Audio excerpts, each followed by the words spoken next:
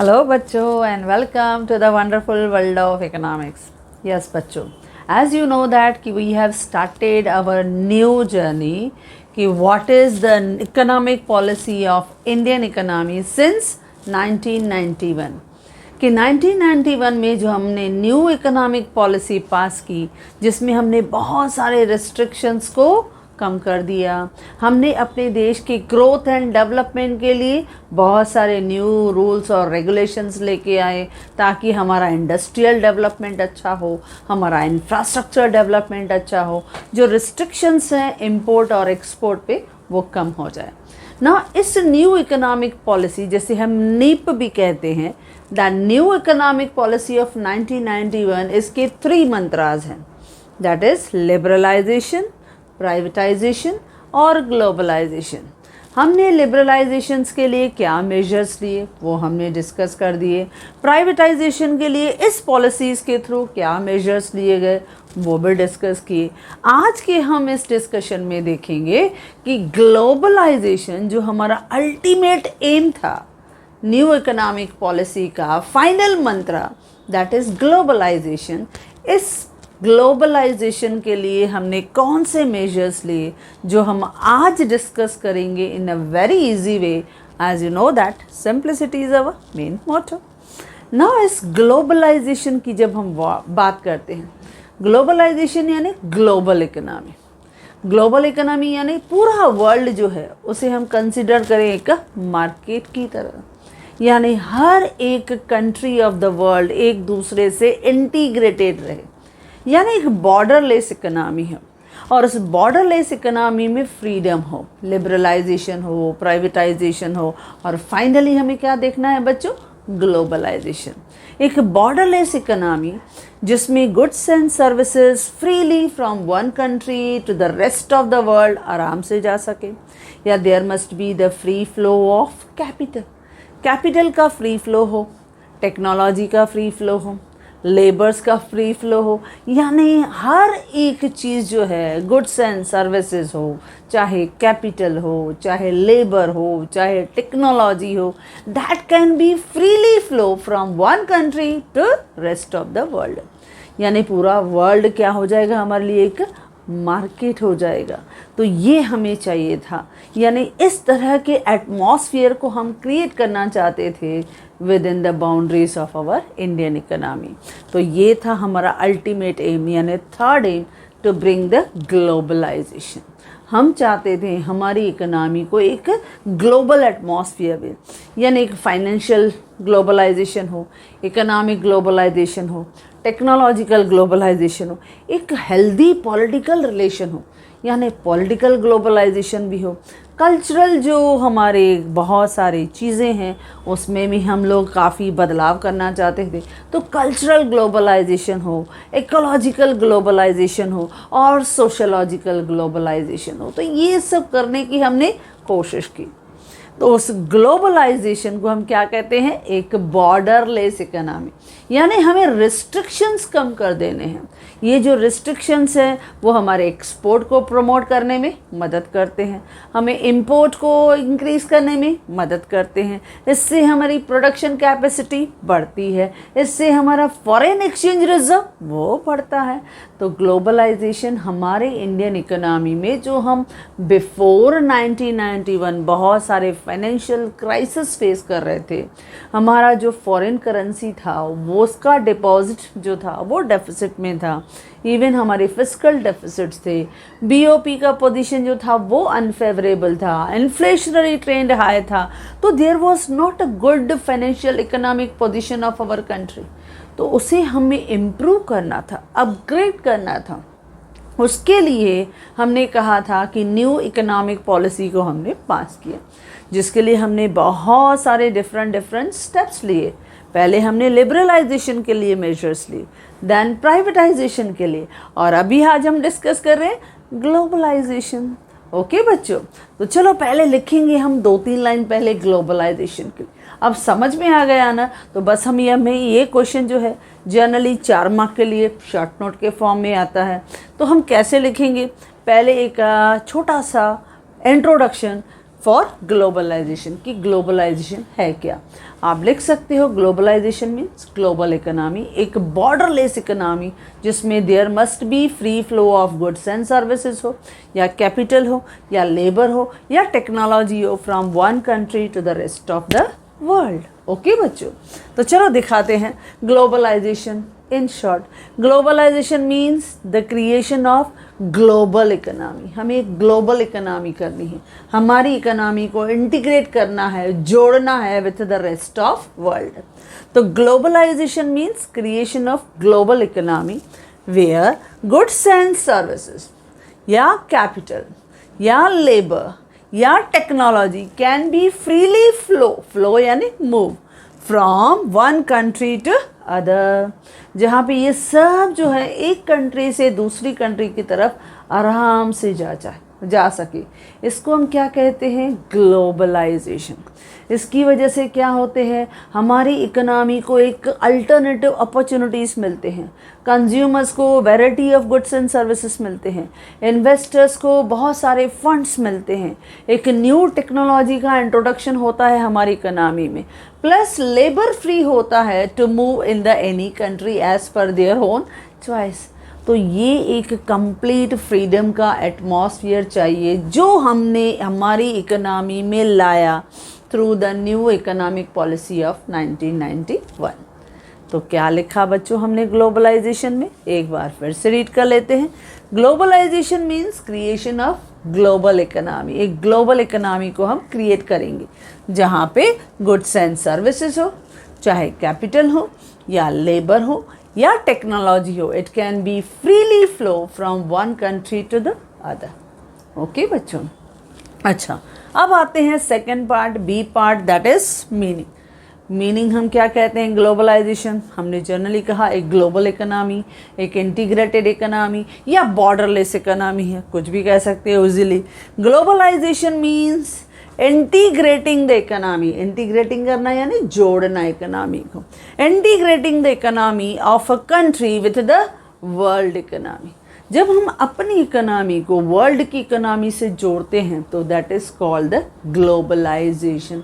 कितना आसान था डेफिनेशन, क्या कहा, ग्लोबलाइजेशन रेफर्स टू यानी globalisation means integrating the economy of a country with the world economy. तो ये है ग्लोबलाइजेशन।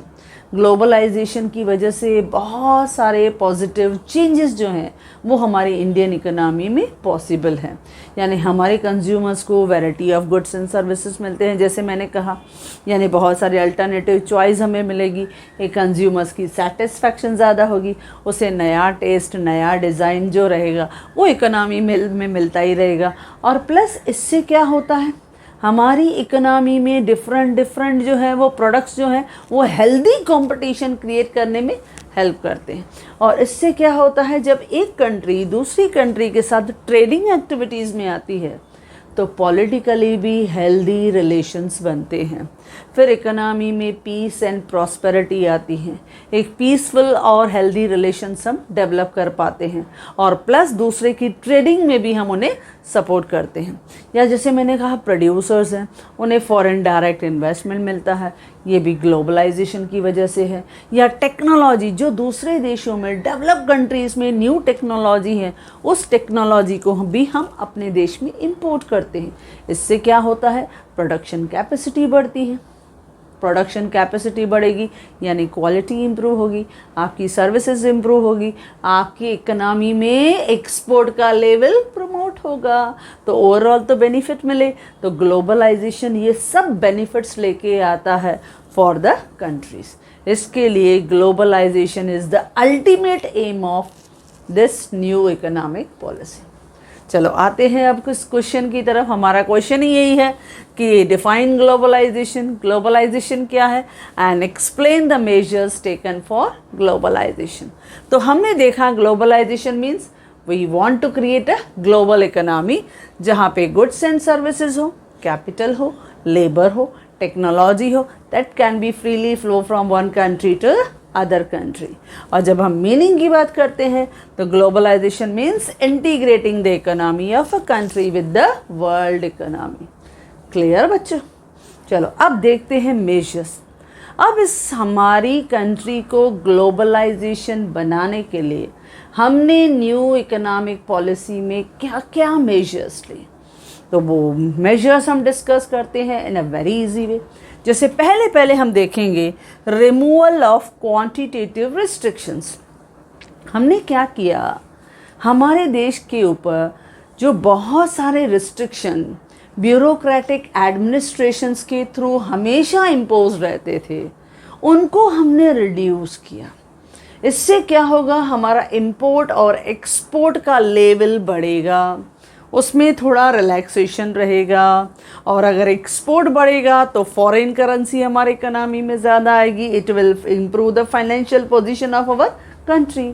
तो हमने पहले क्या किया, रिमूवल किया बहुत सारी रिस्ट्रिक्शंस को जो एक्सपोर्ट और इंपोर्ट पे थी। और ख़ास करके जो ज़्यादा से ज़्यादा जो रिस्ट्रिक्शंस रहती है ना बच्चों, वो किस पे रहती है, आपके टैरिफ पे। टैरिफ यानी ड्यूटीज़, जो ड्यूटीज़ हम इम्पोज करते हैं in the form of custom duty on various export and import of goods and services, उसको हमने रिड्यूस करना शुरू किया ताकि एक ग्लोबल ट्रेडिंग एक्टिविटीज़ को हम क्रिएट कर सकें, ताकि हम अपनी इकोनॉमी का ट्रेडिंग बहुत से कंट्रीज़ के साथ इंटीग्रेट कर सकें। एक ग्लोबल इकोनॉमी कैसे हो, फॉरेन कंट्रीज़ हमारे साथ ट्रेड करें, हम फॉरेन कंट्रीज़ के साथ इजीली ट्रेड करें, तो ये एटमॉस्फेयर हमें चाहिए था। और उसके लिए फर्स्ट हमने जो स्टेप लिया जो बहुत इम्पॉर्टेंट था, that is removal of quantitative restriction. हमने अपने क्वांटिटेटिव रिस्ट्रिक्शंस को कम किया।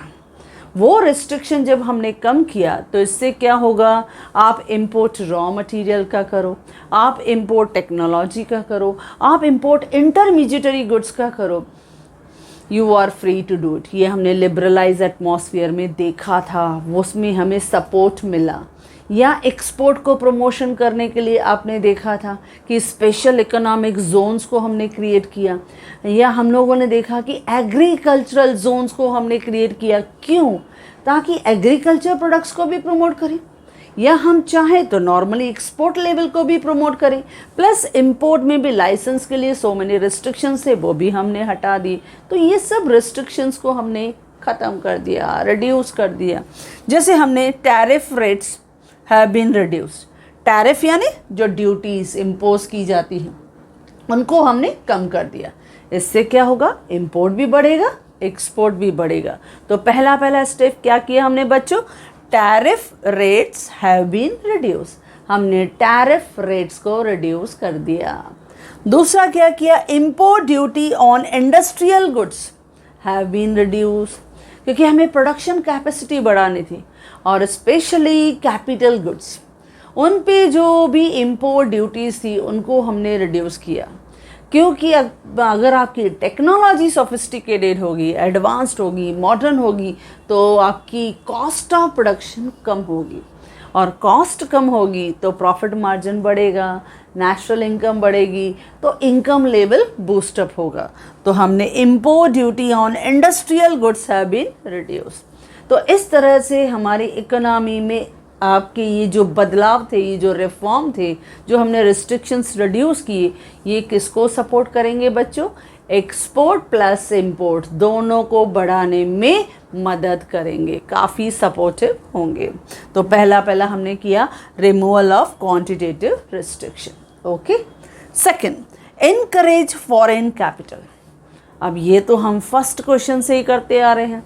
जब हमने देखा कि न्यू इकोनॉमिक पॉलिसी हमने पास किया, इसके फीचर्स देखे, लिबरलाइजेशन देखा, यहाँ प्राइवेटाइजेशन देखा, तो इसमें हमारी गवर्नमेंट इतनी ब्रॉड माइंडेड उन्होंने बिहेव और रिस्पॉन्ड किया कि they have permitted the foreign direct investment. उन्होंने कैपिटल को इनकरेज किया, चाहे वो स्मॉल सेक्टर में था, उसमें भी आपने देखा कि स्मॉल सेक्टर में भी उन्होंने इनकरेज किया कैपिटल को, 1 करोड़ to 5 करोड़ उसमें कर दिया।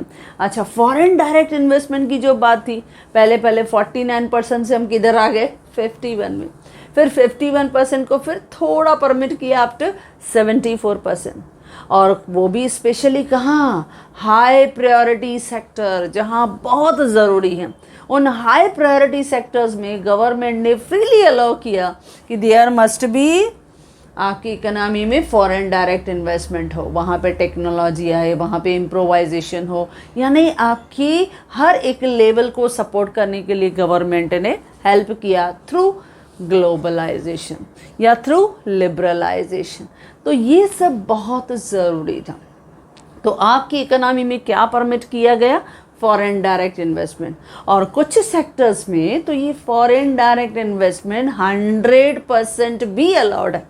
जैसे मैंने कहा था हेल्थ सेक्टर है, एजुकेशन सेक्टर है, तो 100% भी अलाउड है। तो इस तरह से क्या होगा? They can grow very well, they will earn very well. तो इस तरह से हमारी इकोनॉमी के इंफ्रास्ट्रक्चर को भी काफ़ी सपोर्ट मिलेगा, क्योंकि जो टेक्नोलॉजी डेवलप कंट्रीज़ के पास है, same technology will be brought in our own economy. हम भी वैसा ही चेंजेस लेके आएंगे। जैसे मैंने एग्जांपल दिया है कि रेलवेज था, उसमें चेंज करके हम मेट्रो रेलवेज, ये टेक्नोलॉजी को इम्प्रूव किया। फिर बुलेट ट्रेन का प्रोजेक्ट, फिर टेक्नोलॉजी को इम्प्रूव किया। न्यू टाइप के एयरपोर्ट्स हैं, स्मार्ट सिटीज़ हैं। तो ये सब क्या है? This is the more and more support infrastructure to increase the productivity, to increase the income, to increase the foreign currency, to attract the foreign investor, ताकि foreign investors आए और वो यहाँ पे ज़्यादा से ज़्यादा इन्वेस्ट करें। तो ये बहुत ज़रूरी था। इसके लिए सेकंड स्टेप क्या उठाया? इनकरेज फॉरेन कैपिटल, यानी फॉरेन डायरेक्ट इन्वेस्टमेंट को इनकरेज किया, खास करके हाई प्रायोरिटी सेक्टर। प्रायोरिटी यानी फर्स्ट प्रेफरेंस किसे देना चाहिए? जैसे एग्रीकल्चर है या स्मॉल मीडियम इंटरप्राइजेज हैं, उन्हें सपोर्ट करना चाहिए। एजुकेशन सेक्टर है, उन्हें सपोर्ट करना चाहिए। हेल्थ सेक्टर है, उन्हें सपोर्ट करना चाहिए। तो ऐसे सेक्टर को ज़्यादा से ज़्यादा प्रायोरिटी यानी प्रेफरेंस देना चाहिए। ओके बच्चों, देन थर्ड जो मेजर लिया गया फॉर ग्लोबलाइजेशन, ये था फॉरेन कोलैबोरेशन। जब हम फॉरेन कोलैबोरेशन की बात करते हैं तो इट इज़ सिंपल, अगर बात कहें तो सिंपल वे में इट्स अ मर्जर, यानी जब आपके दो फर्म्स आपस में मिल जाते हैं, when they will try to pool together their resources, वो अपने कैपिटल रिसोर्सेज को मर्ज करते हैं। तो फॉरेन कोलैबोरेशन को भी एक फ्री परमिट किया गया थ्रू न्यू इकोनॉमिक पॉलिसी। अब जब फॉरेन कोलैबोरेशन होने लगेगा, फॉरेन की जो कंपनीज़ हैं वो हमारे इंडियन इकोनॉमीज़ के साथ मर्जर करेंगे, तो देखो कैपिटल रिसोर्सेज भी बूस्ट होंगे, हमारे टेक्नोलॉजी भी अपग्रेड होगी, हमारे मैनेजमेंट के जो तरीके होंगे वो भी नए होंगे, यानी completely a smart change in our industrial pattern. तो फॉरेन कोलैबोरेशन को लाया गया। जैसे एग्जाम्पल यहाँ दिया गया है, जैसे मारुति ने सुजुकी के साथ, या हीरो ने होंडा के साथ, या टाटा ने कोरस के साथ। ये डील्स ऑफ आयरन स्टील जो है वो साउथ अफ्रीका के तो बहुत पॉपुलर है। तो ये फॉरेन कोलैबोरेशन से ये तो जस्ट शुरुआत हुई 1991 से। हम देखते हैं so many companies, foreign companies, they are interested to have the collaboration with the Indian economy, क्योंकि हमारे जो इंडियन प्रोड्यूसर्स हैं, उनके जो हमारे इंडियन एंटरप्रेन्योर हैं, उनकी जो थिंकिंग है, उनका जो प्रोडक्शन स्ट्रैटेजी है वो बहुत अच्छी है। और प्लस अगर उन्हें सपोर्ट मिल जाता है विद फॉरेन कोलैबोरेटर्स का, तो बस और हमारी प्रोडक्शन कैपेसिटी जो है बढ़ जाती है और हमारा एक्सपोर्ट लेवल जो है वो बढ़ जाता है। इससे आपका इनकम ज़्यादा, एम्प्लॉयमेंट ज़्यादा, एग्रीगेट डिमांड ज़्यादा, एग्रीगेट सप्लाई ज़्यादा एंड ओवरऑल नेशनल इनकम ज़्यादा। तो ये कोशिश की जाती है फॉरेन कोलैबोरेशन, कोलैबोरेशन यानी मर्जर। जब हमारे हिंदुस्तान के लोग, इंडियन जो हमारे एंटरप्रेन्योर्स हैं, they will try to collaborate with foreign collaborators यानी फॉरेन प्रोड्यूसर, वो हमारे पास आते हैं to have the production unit in India, क्योंकि अभी इंडिया का जो इंफ्रास्ट्रक्चर है वो इतना अच्छा है, प्लस हमारे जो गवर्नमेंट के सिस्टम हैं, उनकी जो पूरी स्ट्रेटजीज़ हैं, उनके जो रिस्ट्रिक्शंस हैं वो रिड्यूस हो गए हैं, कम हो गए हैं, तो उनको काफ़ी सपोर्ट मिलता है। और प्लस यहाँ पे लेबर तो बहुत है, प्लस उसमें हम अगर टेक्नोलॉजी का तड़का लगा लेते हैं तो you know that they will perform very well. तो ये सब चीज़ें फॉरेन कोलैबोरेशन की वजह से होते हैं, जिसका एग्जांपल दिया है मारुति को कोलैबोरेशन मिला सुजुकी के साथ, या हीरो को होंडा के साथ, या टाटा का कोरस के साथ। इस तरह के फॉरेन कोलैबोरेशन किए गए with respect to iron steel के जितने भी डीलर्स थे, उन्होंने स्पेशली इन साउथ अफ्रीका के सब बिजनेसमैन ने इस तरह के कोलैबोरेशन किए। तो इससे क्या होगा, हमारी इंडियन इकोनॉमी जो है वो ग्लोबल मार्केट से जुड़ गई। इससे हमारा जो प्रोडक्शन है वो भी बढ़ेगा और प्लस उसकी क्वालिटी बढ़ेगी, प्लस हम बहुत ज़्यादा फॉरेन करेंसी अर्न कर पाएंगे। तो ये नई टेक्नोलॉजी सीखने का, नए तरीके सीखने का, नए जो सिस्टम्स हैं उन्हें हमें सीखने का मौका मिलता है थ्रू ग्लोबलाइजेशन। और सबसे ज़्यादा कंज्यूमर का सेटिस्फैक्शन, क्योंकि कंज्यूमर्स को वैरायटी मिलती है, and when the consumer get variety he will be the most satisfied person, and you know that consumer is the king of market. उसी के सेटिस्फैक्शन के लिए हमेशा ये सब चीज़ें की जाती हैं, ताकि ज़्यादा से ज़्यादा मार्केट में ये सब चीज़ें हम इजीली सेल कर पाएँ, सप्लाई कर पाएँ, क्योंकि वहीं से इनकम हम अर्न करेंगे। तो ये सब स्ट्रेटजीज फॉर दैट पर्पस हमेशा की जाती हैं। ओके बच्चों, नेक्स्ट है कन्वर्टेबिलिटी ऑफ रुपी। अब ये भी बदलाव स्पेशली किया गया, कन्वर्टेबिलिटी ऑफ रुपी। जब हम कन्वर्टेबिलिटी ऑफ रुपी कहते हैं, यानी हमारा जो एक्सपोर्ट और इंपोर्ट ट्रेड है उसको इनकरेज करने के लिए ये स्टेप उठाया गया through the new economic policy कि there must be easily convertibility of the rupee. अब जब हम कन्वर्टेबिलिटी की बात करते हैं बच्चों, तो इसमें क्या होता है, इसके पहले हम लोग जस्ट जनरली हम डिस्कस कर चुके हैं कि बहुत सारे हम एक्सपोर्ट और इंपोर्ट को बढ़ाने की कोशिश करते हैं, ताकि इंपोर्ट हो रॉ मटेरियल का या समझो हमारे कैपिटल गुड्स का, और उसके बाद हम फिनिश गुड्स बना के उसको हम इजीली एक्सपोर्ट कर सकें, क्योंकि अभी हमारी क्वालिटी अच्छी होगी, हमारी टेक्नोलॉजी अच्छी, हमारी पैकेजिंग अच्छी, बट कॉस्ट कम, तो हमारा रिटर्न बढ़ेगा। अब जब एक्सपोर्ट को एक प्रमोट मिलेगा और अगर करंट अकाउंट में हमें जो हमारा रुपी वैल्यू है उनमें फुल्ली कन्वर्टेबल होके मिलेगा, तो हमारा एक्सपोर्ट इंपोर्ट बहुत इजीली हो पाएगा, हम फॉरेन करेंसी को इजीली जो है वो मैनेज कर पाएंगे। तो इस तरह से फॉरेन रिजर्व्स जो हैं उनकी अगर इजी मोबिलिटी चाहिए, तो हमारे जो जितने भी रिस्ट्रिक्शंस थे उनको हमारी गवर्नमेंट ने रिड्यूस कर दिया बाय कन्वर्टेबिलिटी ऑफ रुपी। यानी जो एक्सचेंज रेट है जनरली मार्केट में कैसे अभी डिटरमाइन होता है, demand for foreign currency and supply of foreign currency. क्योंकि हमने देखा था कि पहले इस फॉरेन करेंसी पे ज़्यादा कंट्रोल था आईएमएफ का। आईएमएफ यानी इंटरनेशनल मॉनेटरी फंड अथॉरिटी। अब इस अथॉरिटी का हमेशा से एक्सपोर्ट और इंपोर्ट पे काफ़ी मॉनिटर था, काफ़ी कंट्रोल था, काफ़ी सुपरविजन था, आज भी है। काफ़ी अच्छी तरह से वो उनको मॉनिटर करते रहते हैं और सपोर्ट भी करते रहते हैं। They are purely in the favour of all these liberalisation, privatisation and globalisation. वो काफ़ी हर कंट्री को सपोर्ट करते हैं ना। इसके लिए शुरू में हमने देखा था कि इस एक्सचेंज रेट को उन्होंने क्या रखा था, फिक्स्ड रखा था कि डॉलर की value in the exchange of rupees वो इतना फिक्स्ड होगा। उन्होंने वैल्यूज़ जो थे it were purely determined by the IMF authority, वही फिक्स कर देते थे। लेकिन 1917 के बाद उसमें थोड़ा बदलाव आया, और वो बदलाव ये आया कि हमने फ्लोटिंग एक्सचेंज रेट यानी फ्लेक्सिबल एक्सचेंज रेट को हमने फॉलो किया। यानी जो डिमांड होगी फॉरेन करेंसी की, जो सप्लाई होगी फॉरेन करेंसी की, डिमांड और सप्लाई के हिसाब से हम ऑटोमेटिकली एक्सचेंज रेट डिसाइड करेंगे। अब चलो ये भी बहुत अच्छा हुआ, लेकिन 1991 के बाद हमारे इंडियन इकोनॉमी में ये और सपोर्ट हमको मिला, और वो सपोर्ट हमें मिला by convertibility of rupee in a very easy way. यानी आपको इजीली वो पैसा जो है करंट अकाउंट पे, चाहे वो गुड्स एंड सर्विसेज का हो या सर्विसेज का हो या सपोज किसी एजुकेशन के लिए हो या टूरिस्ट के लिए हो, आपको full convertibility of rupee in any currency आपको इजीली मिलेगा। तो इससे क्या होगा, ट्रांजैक्शंस बढ़ेंगी, वॉल्यूम ऑफ जो ट्रांजैक्शंस है इन द अदर करेंसी वो इजीली होके मिलेगा, तो इससे उनको सर्विस चार्ज भी मिलेगा। तो कन्वर्टेबिलिटी ऑफ रुपी यानी exchange rate of rupee has been made flexible. कोई भी अपनी करेंसीज को एक्सचेंज करके किसी भी करेंसी में ले सकता है।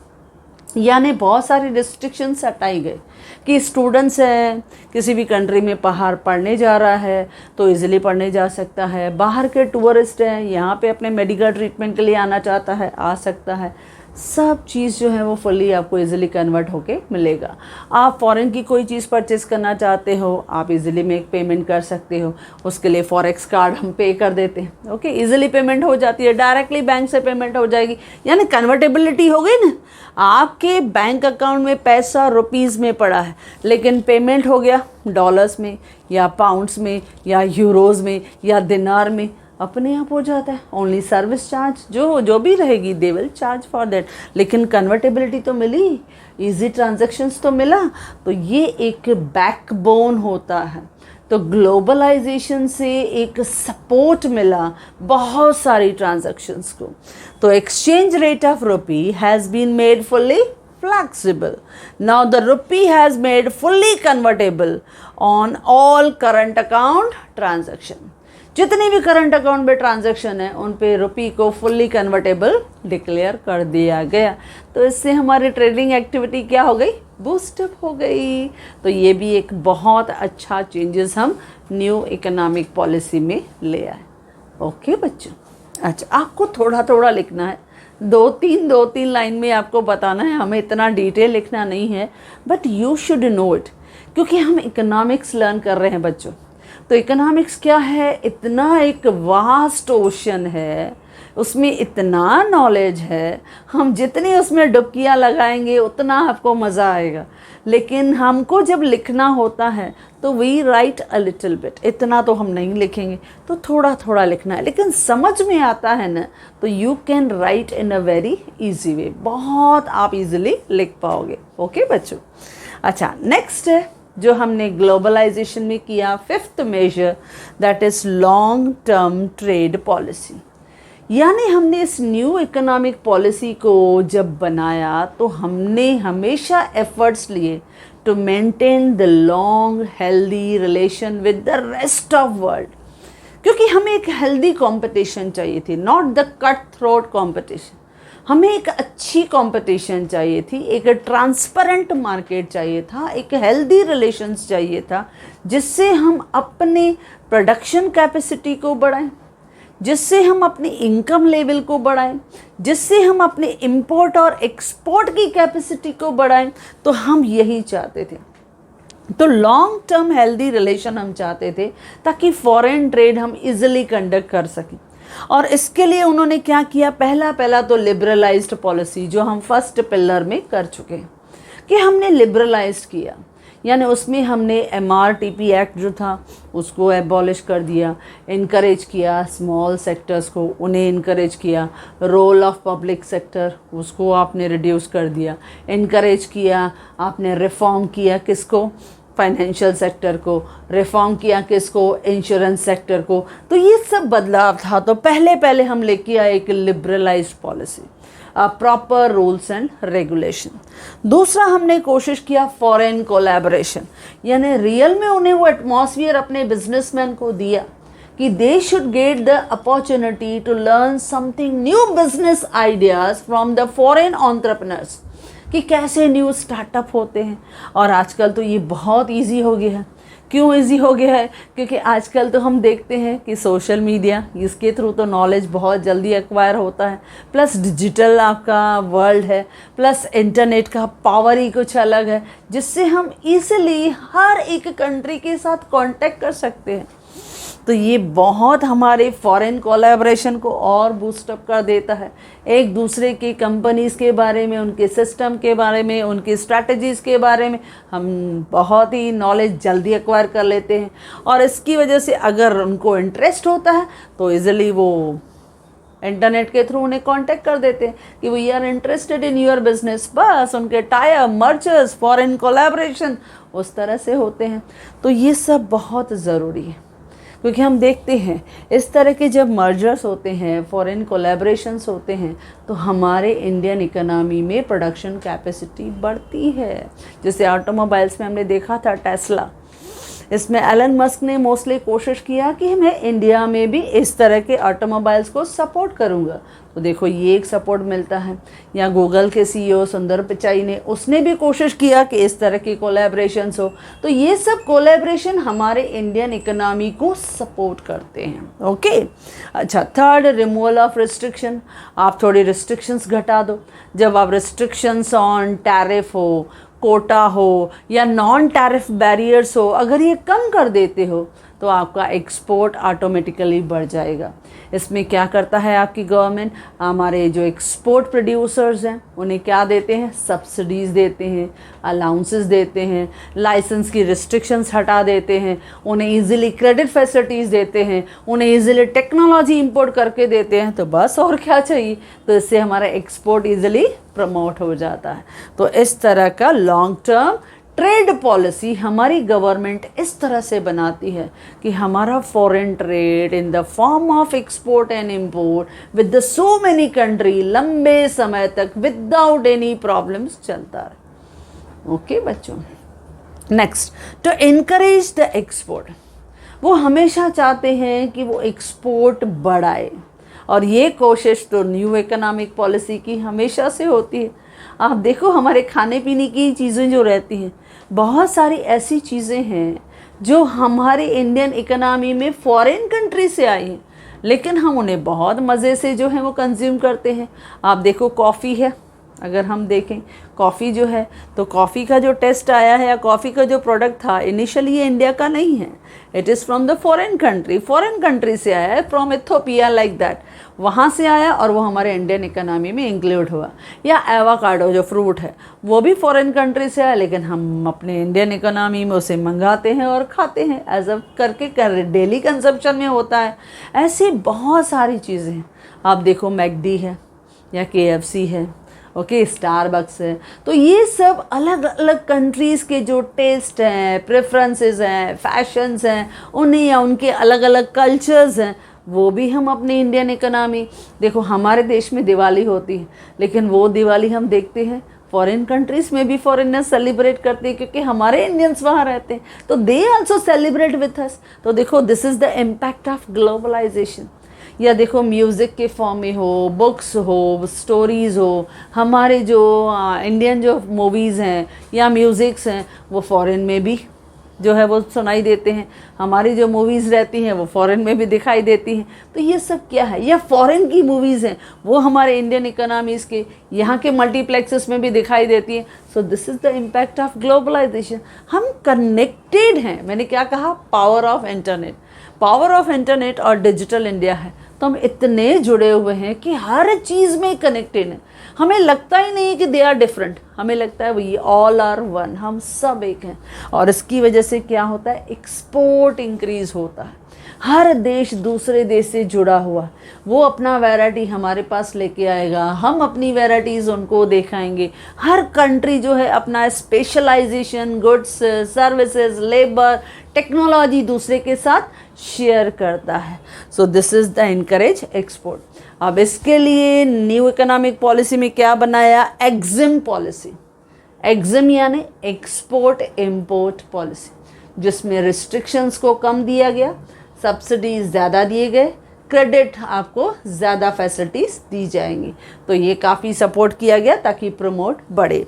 ये हमने देखा सेज यानी स्पेशल इकोनॉमिक जोन, ताकि हमारा प्रमोट हो सके ज़्यादा से ज़्यादा एक्सपोर्ट। देन एज यानी एग्रो एक्सपोर्ट जोन, उसको बनाया ताकि एग्रीकल्चर प्रोडक्ट्स जो हैं वो भी इजीली हमारे देश से एक्सपोर्ट हो सके।